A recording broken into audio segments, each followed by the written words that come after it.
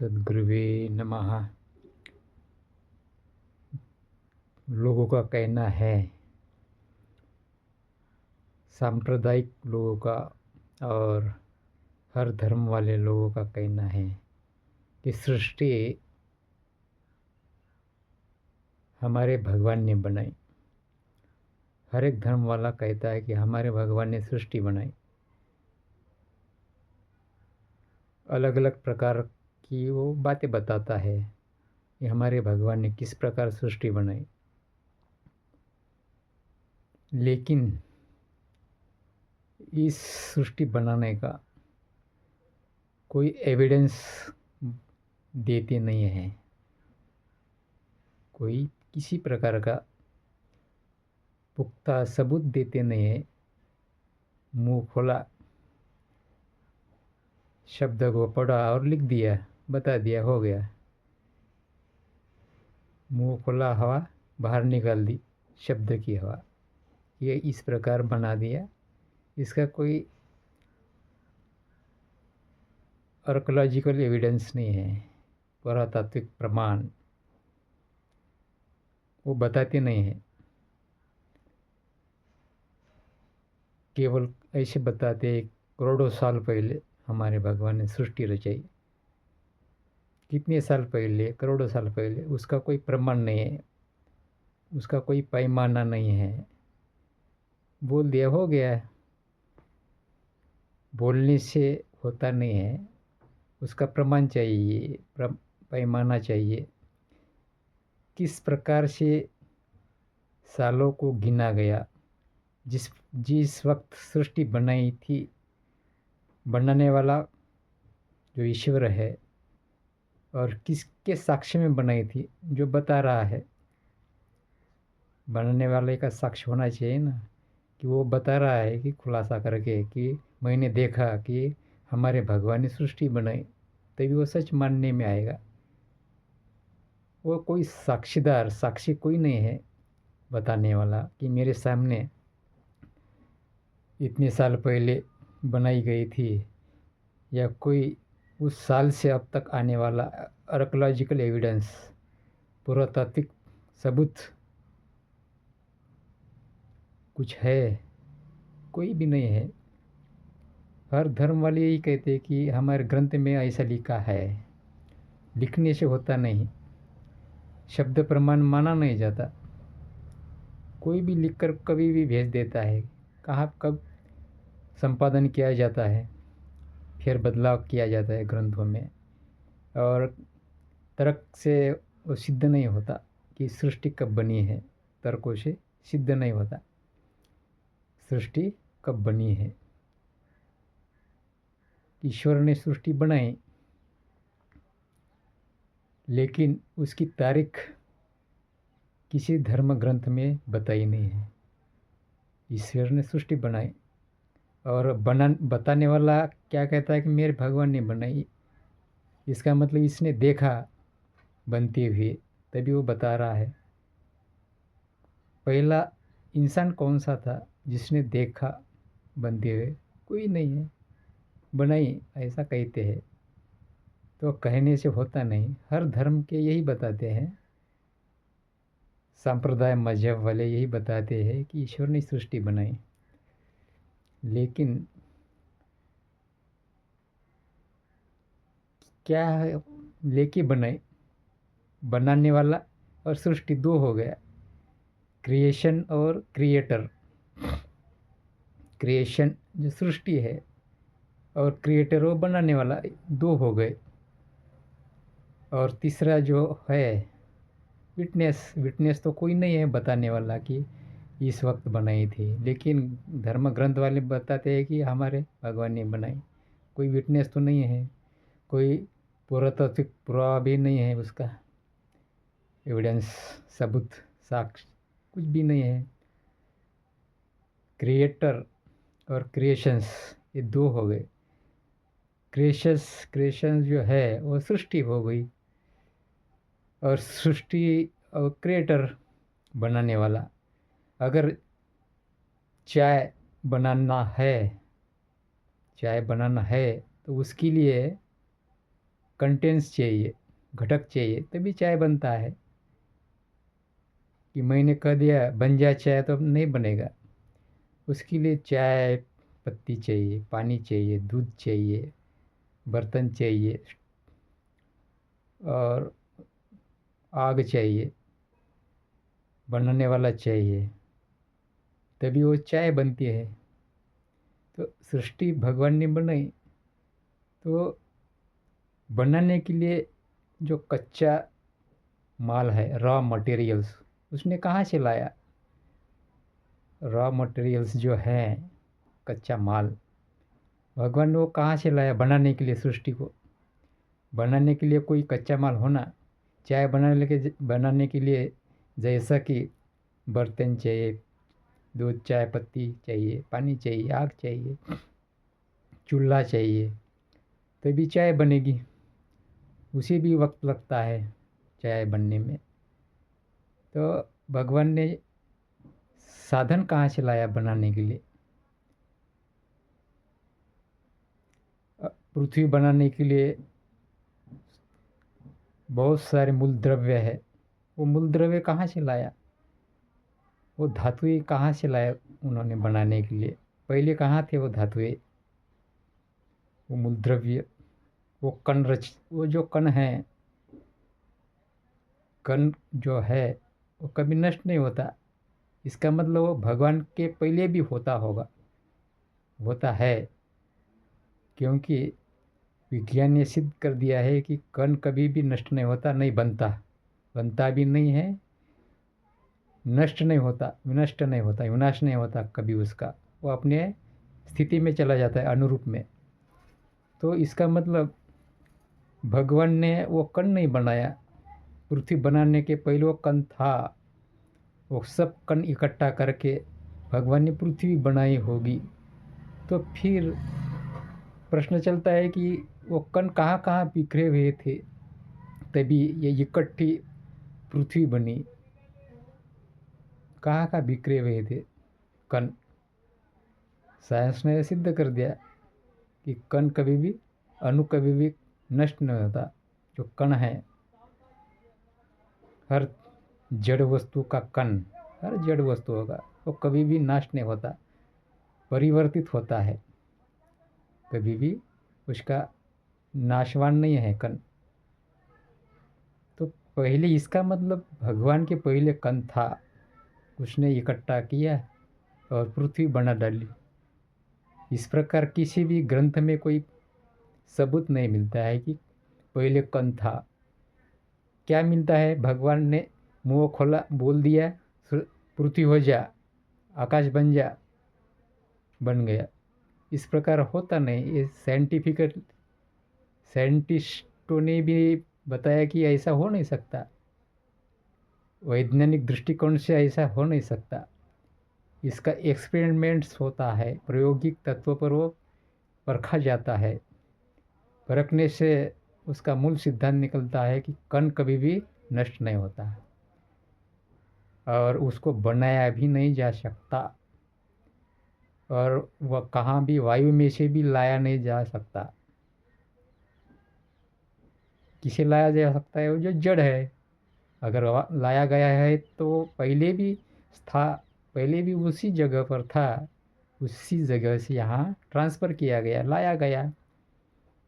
और जड़ जड़ को लाता है। भगवान तो जड़ नहीं है, जड़ से जड़ ट्रांसफ़र होता है। कणों का समूह ये जड़ है, वो कभी नष्ट नहीं होता।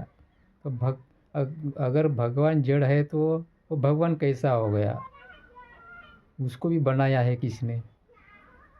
जड़ पदार्थ कणों से निर्मित है, फिर उसे थर्ड पार्टी किसने बनाया? भगवान को। अगर उसने पृथ्वी बनाई, दुनिया बनाई, तो उसे किसने बनाया? बनी हुई वस्तुएं जो हैं इस आकाश मंडल में, हर वो नाशवान है, और उसको बनाने वाला है। अगर देखा जाए तो भगवान को भी किसने बनाया है? अगर उसने सृष्टि बनाई है तो बगैर कच्चे माल की, रॉ मटेरियल्स न लेकर, तो कैसा संभव है बनाना? ऐसा हो नहीं सकता।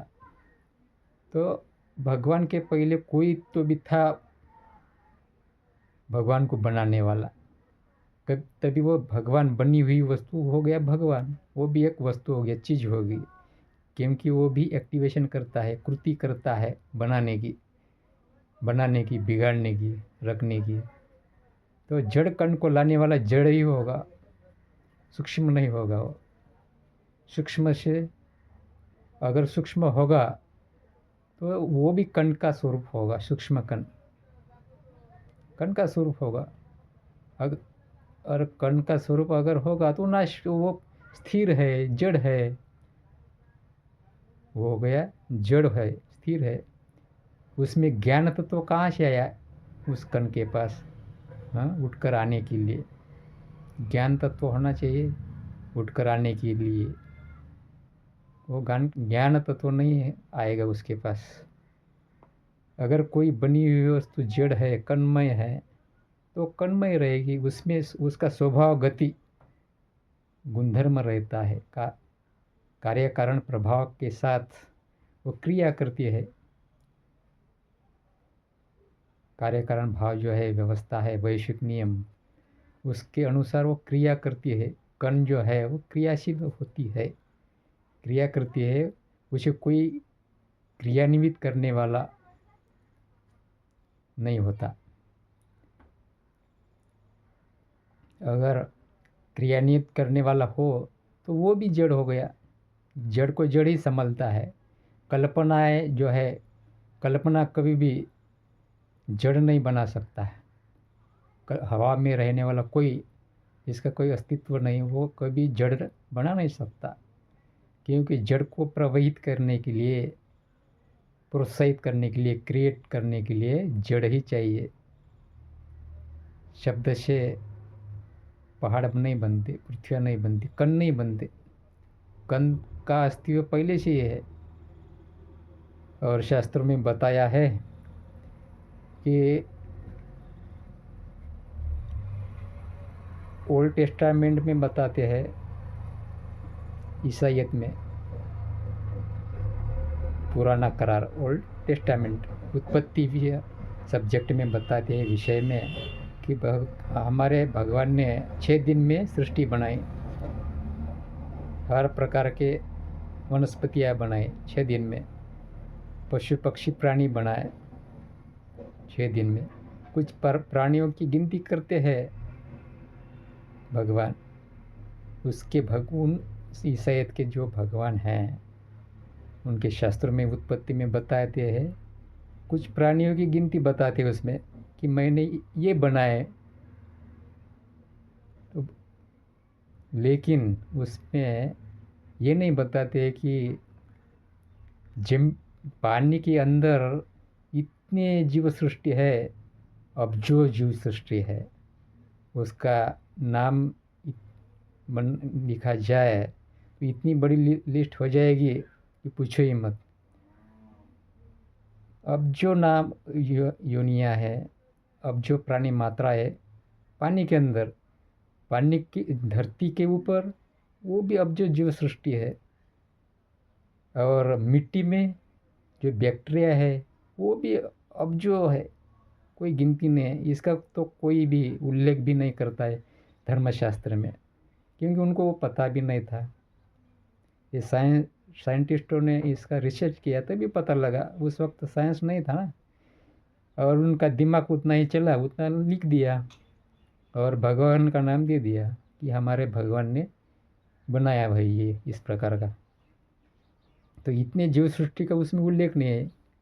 खाली उल्लेख हिंदू धर्म में करते हैं कि 84 लाख योनि का ही उल्लेख करते हैं, उसमें बताते हैं, निर्देशित करते हैं 84 लाख योनियाँ हैं। यहाँ तो अब्जो है, अब्जो से भी 10 पट है योनियाँ। इसका कोई निर्देश नहीं करता कि सच क्या है। ये साइंस सच है, जो डाटा मिलता है वो सच है। और 84 लाख योनियाँ जो है वो कैसा सच माना जाएगा? वो पूर्ण डाटा नहीं है। जितना समझ में आया वैसा बता दिया। सृष्टि अनादिकाल से 14.5 कोटि वर्ष पहले आकाशगंगा ये बनी है। 4.5 कोटि वर्ष पहले जो पृथ्वी है वो ठंडी हुई है। उसके बाद इंसान की निर्मित हुई पशु पक्षी वृक्षवल्ली इस प्रकार के जो है ये बनते बनते आए हैं। उसका उत्क्रांत होते हुए आए हैं कि शब्द बखाया हो गया, ऐसा नहीं है। कोई इसका प्रमाण ये साइंस बताता है इसका प्रमाण, लेकिन धर्मशास्त्र में अलग अलग पद्धतियाँ बताते हैं। हमारे भगवान ने आकाश बनाया, पृथ्वी बनाई, पशु पक्षियाँ बनाए, 6 दिन में हो गया। पहाड़ लाकर जमीन पे पृथ्वी पर गाड़ दिया, जमीन चपटी है, ऐसे ऐसे बखान करते हैं, तो ये सिद्ध नहीं होता है। और उस धर्म ग्रंथ में बताते हैं कि पृथ्वी के अगल बगल सूरज चक्कर लगाता है, पृथ्वी चपटी है, ऐसा ऐसा है धर्म ग्रंथ में। और साइंस ने जब इसका रिसर्च किया, खोज की, तब पता चला कि ये जड़ ग्रह है, सूरज के आसपास चक्कर लगा रहे हैं। असंख्य आकाशगंगा है, बहुत सारे ग्रह है और ये सूरज के आसपास चक्कर लगा रहे हैं अपने अपनी कक्षा में, मैग्नेटिक रेंज में खुद घूम रहे हैं और खुद घूमते घूमते सूरज का भी चक्कर लगा रहे हैं। ये साइंस ने सिद्ध किया है, लेकिन धर्म ग्रंथ में कभी भी ये नहीं बताया। धर्म ग्रंथ में बताया सूरज पृथ्वी चपटी है, भगवान ने बनाया, मटेरियल कहाँ से लाया वो नहीं बताया, उसमें चपटी है करके बताया है। और आसमान में तारे चिपकाए, ऐसी ऐसी बातें हैं जो साइंटिफिकली ये सुसंगत नहीं है, अच्छा नहीं है, करेक्शन नहीं है इसका। बाद में तारे बनाए। हिंदू धर्मशास्त्र का जो मनुस्मृति ग्रंथ है उसमें 8वां जो श्लोक है उसमें बताते हैं कि प्रथम भगवान ने जल बनाया, प्रथम भगवान ने जल बनाया, जल में से अंडा निकला, अंडा देखो जल बना दिया। जल कैसे बनता है? मंत्र से नहीं बनता, H2O से जल बनता है, हाइड्रोजन और ऑक्सीजन से। और भगवान के पास वो हाइड्रोजन ऑक्सीजन कहाँ से लाया? उस वक्त तो कुछ भी नहीं था, पृथ्वी नहीं थी, तो ये पर्यावरण नहीं था, तो हाइड्रोजन ऑक्सीजन कहाँ था? तो जल बन गया भाई। फूंक दिया, जल बन जाओ, जल बन गया। और उसमें से बड़ा अंडा निकला, उसका चमक सोने से भी बहुत ज़्यादा गहरा था, पीला पीला, सूरज को भी फीका पाड़ रहा था। उस वक्त मनुस्मृति बताते हैं कि सूरज भी फीका हो गया उसके सामने।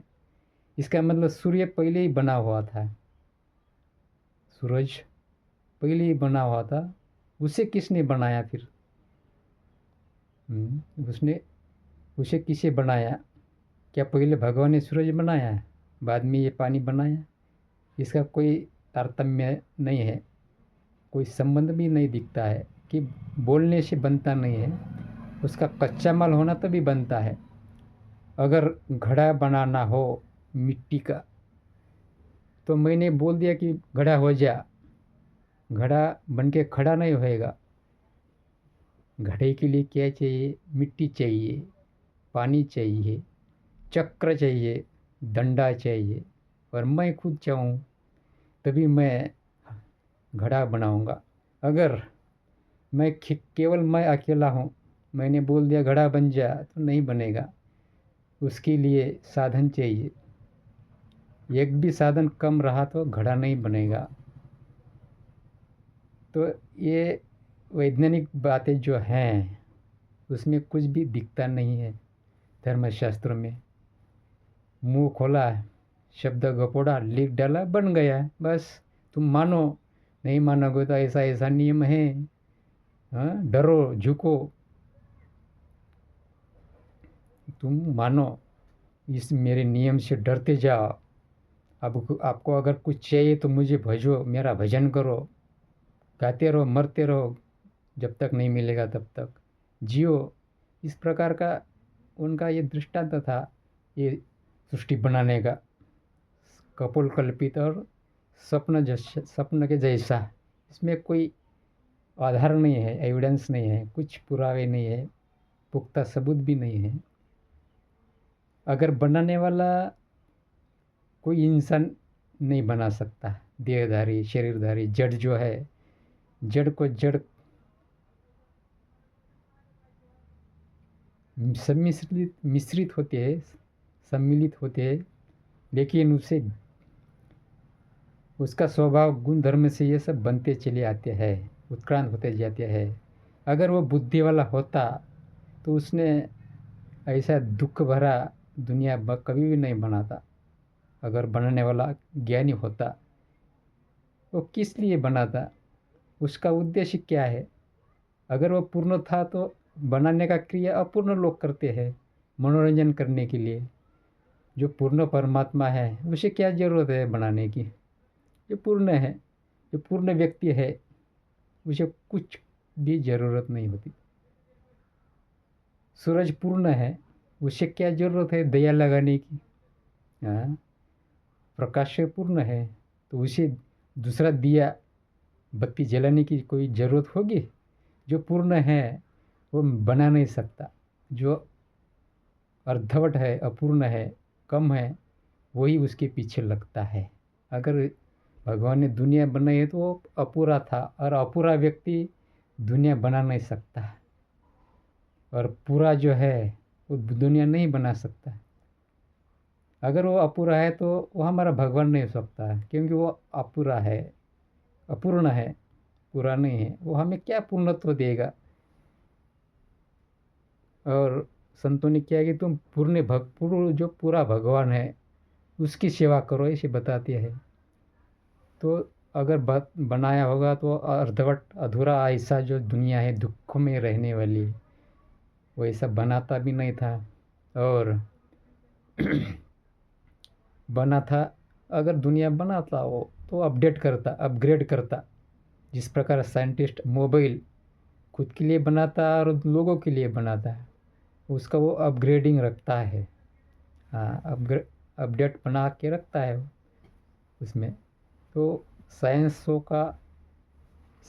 का वो उद्देश्य है कि अपडेट करना।